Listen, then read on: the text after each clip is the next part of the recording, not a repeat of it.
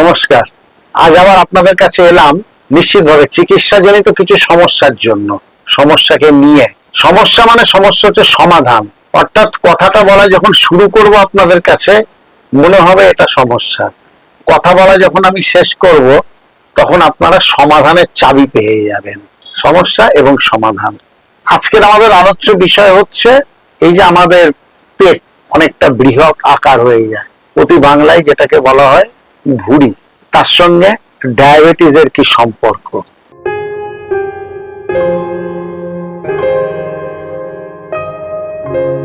আসুন আমরা চিকিৎসকদের কিছু অভিমত জেনে নিই। আর এই ভুঁড়ি ইত্যাদি বলতে গেলে না, প্রথমেই বলি একটু মজার চলে, আমাদের মা ঠাকুমারাই দায়ী আর কি, কিছুটা হলেও। কারণ ছোটবেলা থেকে বাচ্চা বেশি খাবে, একটু বেশি করে খাওয়াতে হবে, পেট ভরে অনেক অনেক অনেক বেশি খাওয়াতে হবে। তো অতিরিক্ত খাওয়া, তুলনামূলক শারীরিক নিষ্ক্রিয়তা, কম খাটা, সবটা মিলিয়ে অনেকগুলো কারণ আছে। তো আসুন আমরা একটু একটু করে ভুঁড়ি, ডায়াবেটিক, কি করে জট ছাড়ানো যায় আমরা একটু একটু করে দেখি, তাই না? ভুঁড়ি হবার কারণটা কি? প্রথম হচ্ছে অস্বাস্থ্যকর খাবার দাবার, অর্থাৎ এই যে ফাস্ট ফুড, অত্যধিক মানসিক চিন্তা, অত্যধিক আমাদের শারীরিক নিষ্ক্রিয়তা, খাচ্ছি না, একদম খাচ্ছি কিন্তু খাচ্ছি না, ক্যালোরিকে বার্ন করাচ্ছি না, ভুঁড়ি হতে পারে। এইগুলো হচ্ছে মূল কারণ আমাদের ভুঁড়ি হবার। এবার আমরা আসি তাহলে ভুঁড়ি এবং ডায়াবেটিস কি সম্পর্ক আছে আমরা একটু জেনে নিই। এবার আমরা জেনে নিই মেদ ক প্রকার। মেদ মূলত দু প্রকার, একটা হচ্ছে সাবকিউটেনিয়াস ফ্যাট, অর্থাৎ যেটা কিনা ত্বকের তলায় জমা হয়, যেটা তুলনামূলক কম ক্ষতিকর। আরেকটা হচ্ছে ভিসেরাল ফ্যাট, অর্থাৎ যেটা কিনা আমাদের বিভিন্ন অঙ্গ প্রত্যঙ্গ, অর্থাৎ অগ্নাশয়, যকৃৎ, প্লিহা, এই সমস্ত এদের নিচে জমা হয়। এটা হচ্ছে তুলনামূলক একটু বেশি ক্ষতিকর, এবং এই মেদটা, এই ভিসেরাল মেদটাই হচ্ছে আপনার ডায়াবেটিকের কারণ।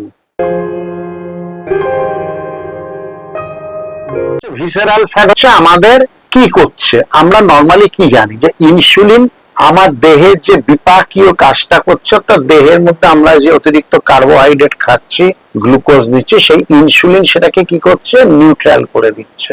এবারে ভিসেরাল ফ্যাট কি করে না, ইনসুলিনের দেহের ওপর সংবেদনশীলতাটা কমিয়ে দেয়, অর্থাৎ ইনসুলিনের কার্যকারিতা দেহের ওপর কমিয়ে দেয়। তাহলে স্বাভাবিকভাবেই দেহের মধ্যে যদি ইনসুলিনের কার্যকারিতা কমে, তাহলে সে আমরা যে ইনটেক করছি যে কার্বোহাইড্রেট, তার উপর সঠিক কাজ করতে পারে না, সেগুলোকে দ্রবীভূত করতে পারে না। স্বাভাবিকভাবেই রক্তে তখন কি হচ্ছে না, আমাদের সুগারের মাত্রাটা বেড়ে যাচ্ছে। এই যে ইনসুলিনের কার্যকারিতা কমছে, এটাকেই বলা হয় টাইপ 2 ডায়াবেটিস। তাহলে একটা ব্যাপারে চলে এলাম যে আমাদের মেদ, এই মেদের যে ক্ষতিকারক মেদ সেটা হচ্ছে ভিসেরাল ফ্যাট, সে কি করছে, ইনসুলিনের কার্যকারিতা কমাচ্ছে, তার ফলে আমরা টাইপ 2 ডায়াবেটিসে আক্রান্ত হচ্ছি। আমরা তো জানলাম ভুঁড়ি এবং ডায়াবেটিস সম্পর্কযুক্ত। তাহলে আমাদের এই যে মেদ, এটাকে কমাতে হবে। তাহলে কি কি করতে হবে, 1, 2, 3, 4 করে আমি বলবার চেষ্টা করছি। প্রতিদিন 20-30 মিনিট হাঁটুন, একটু শারীরিক কসরত করুন, ফাস্ট ফুড যতটা পারা যায় ফাস্ট ফুডকে আমাদের পরিহার করতে হবে। তারপর হচ্ছে যে ঘুমটা খুব প্রয়োজন, অর্থাৎ নিয়মিত 6 থেকে 7 ঘন্টা ঘুমোতেই হবে। ঘুমটা এই বিপাক জাতীয় ক্রিয়াকলাপ আমার শরীরের যেগুলো চলে সেগুলোর জন্য ভীষণভাবে প্রয়োজন। আর ফাইবার যুক্ত খাবার আপনাদের খেতে হবে, যেখানে অ্যান্টিঅক্সিডেন্টও বেশি থাকে। ফাইবার যুক্ত খাবার মানে এই ধরুন লাল চাল, লাল আটা, এগুলো হচ্ছে ফাইবার যুক্ত খাবার। এই ফাইবার যুক্ত খাবার একটু বেশি পরিমাণে খেতে হবে। এইগুলো সবটাই কিন্তু শরীরের মেদ কমানোর ক্ষেত্রে কাজে লাগবে। প্রক্রিয়াজাত খাবার বাজারের, ওই ফাস্ট ফুড আনলাম, গরম করলাম, খেলাম, ওই মেদের জন্য, ডায়াবেটিকের জন্য অত্যন্ত ক্ষতিকারক, খাবেন না। আর মেডিটেশন করতেই হবে। যতটা মানসিক সংযম এটা কিন্তু ভীষণ দরকার। তাহলে কি হয়, শারীরিক যে বিপাকীয় ক্রিয়াকলাপ গুলো অত্যন্ত ত্বরান্বিত করে এই মেডিটেশনটা। আরো একটা ধারণা আছে, আজকাল সাদা তেল খাবো তাহলে আমার স্বাস্থ্যকর, সরিষার তেল খাইবো না অস্বাস্থ্যকর। একদম ধারণাটা সঠিক নয়। চিকিৎসকরা বলছেন তুলনামূলক অলিভ অয়েলের থেকে সরিষার তৈল তুলনামূলক বেটার। সেরকম হলে সরিষার তৈল এবং অলিভ অয়েল 50-50 খান, কিন্তু পুরো অলিভ অয়েল খাওয়া মানেই আমি স্বাস্থ্যকর খাবার খাচ্ছি না, একদম ভুল ধারণা। সরিষার তৈল তুলনামূলক বেশি গ্রহণীয়।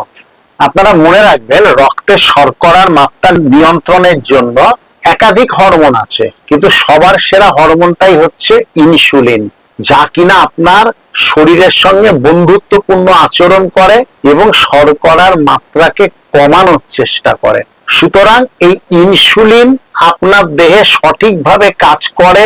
আপনার কোন জীবন অভ্যাস যেন ইনসুলিনের আপনার দেহে সঠিকভাবে কাজ করাকে কোনোভাবেই যেন ডিস্টার্ব না করতে পারে, তার জন্য মেদ কমানোটা কিন্তু ভীষণভাবে জরুরি। কারণ আমি প্রথমেই বললাম, ওই যে ভিসেরাল ফ্যাট যেটা আছে সেটা ইনসুলিনকে তার স্বাভাবিক কাজকর্ম করতে দেয় না। তো সুতরাং আমাদের মেদ কমাতে হবে ডায়াবেটিস কমাতে গেলে। আর শুধুমাত্র মেদ যে ডায়াবেটিস ডেকে আনছে তা তো না, হাই কোলেস্টেরল, উচ্চ রক্তচাপ, ট্রাইগ্লিসারাইডের পরিমাপ বাড়িয়ে দেওয়া, এগুলো সব হচ্ছে মেদের কাজ। সুতরাং আসুন আমাদের মেদ কমাতে হবে।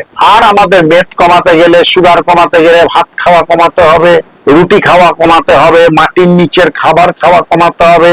এসব খাওয়া যাবে না, তাহলে মেদ বেড়ে যাবে। একটা কথা প্রত্যেকে মাথায় রাখবেন, আপনি যদি মনে করেন ঠিক আছে কাল থেকে আমি একদম কার্বোহাইড্রেট ইনটেকই করবো না, তাহলেই তার সুগার হওয়ার সম্ভাবনা নেই। না, সম্পূর্ণ ভুল। কার্বোহাইড্রেট আপনার শরীরের অত্যন্ত গ্রহণযোগ্য একটা খাবার। পুরো সারাদিন আমরা যা খাচ্ছি তার অন্তত 50-60% কার্বোহাইড্রেট আমাদের নিতেই হবে। তা না হলে শরীরের মাথার উপরে ব্রেন স্ট্রোক বা ইত্যাদি ইত্যাদি আরো বহু মারাত্মক অসুখ হতে পারে। সুতরাং সুগার কমানোর জন্য কার্বোহাইড্রেট সম্পূর্ণ পরিহার কখনো করা যাবে না।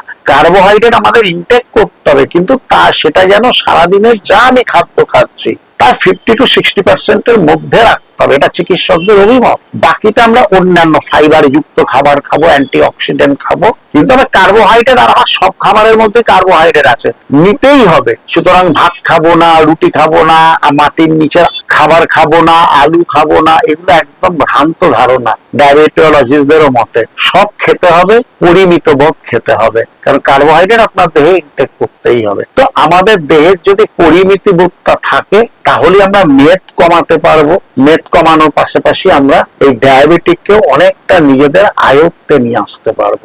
আসুন আপনার পরিমিত খাদ্যাভ্যাস, সুশৃঙ্খল জীবনযাপন, রাত্রিরে প্রয়োজন মতো ঘুমানো, ফাস্ট ফুড পরিহার করা এবং শারীরিক কসরত, এইগুলো যদি আমরা সঠিকভাবে অল্প অল্প করে মেনে চলতে পারি, আমরা যুদ্ধ করতে পারবো মেদের সাথে, আমরা মুখোমুখি দাঁড়াতে পারবো ডায়াবেটিকের বিরুদ্ধে। সবাই ভালো থাকবেন, সবাই আনন্দে থাকবেন, সবাই সুস্বাস্থ্যের সাথে থাকবেন।